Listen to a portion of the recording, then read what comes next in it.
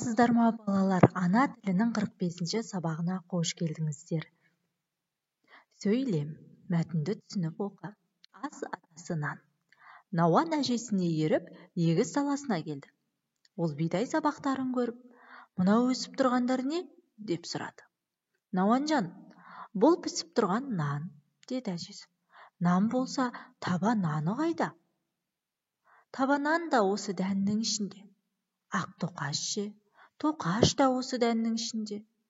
Кіп-кішкентай дәнге осынша нан қалай сыйып тұр? Ас атасы нан, нан атасы дән. Тоқшылық әрбір дәннің ішінде", деді әжесі. Мәдіхат Төрежанов. Мәтінде не туралы айтылған балалар? Дұрыс айтасыңдар. Нан туралы, астық жайлы айтылған. Науан қайда келді? Науан егіс даласына келді, е? Неліктен ас атасынан дейді? Себебі ол қадірлі, қастерлі ұғым, тағам түрі. Мәтіндегі сөйлемдерден соң қандай тыныс белгілері қойылған? Балалар, қарап шығайықшы. Науан әжесіне еріп, егіс даласына келді. Нүкте қойылған. Ол бидай сабақтарын көріп, қос нүкте.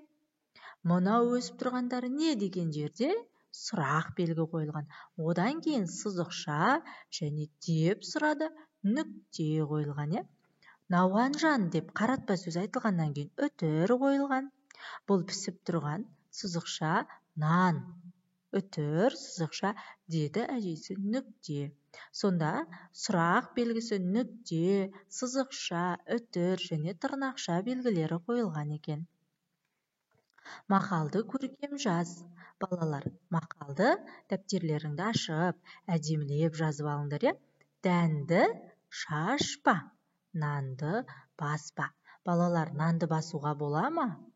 Жоқ, болмайды. Каналға тіркелуді ұмытпаңдар. Менің тегін кітапшама ие бол.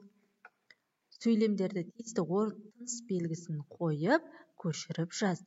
Тары қалай болады?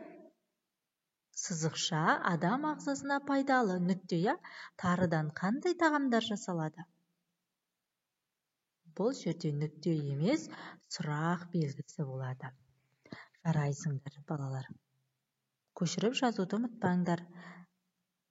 Видео егер жүріп кетсе, сендер міндетті түрде тоқтатып, сосын барып жазып алыңдар. Сонымен қатар мені көретін ұстаздар болатын болса, слайд қажет болатын болса, комментарийге номерлеріңізді қалдырыңыздар. Сау болыңыздар. Келесі кездескенше